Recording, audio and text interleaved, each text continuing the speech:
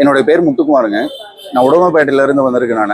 நான் இங்கே கோயம்புத்தூரை சேர்ந்த துடியலூர் பக்கத்தில் வெள்ளக்கிணறுங்கிற ஏரியாவை சேர்ந்த யசோதா தேவி அப்படிங்கிறவங்ககிட்ட கார் வந்து வாடகைக்கு விட்டுருந்தாங்க.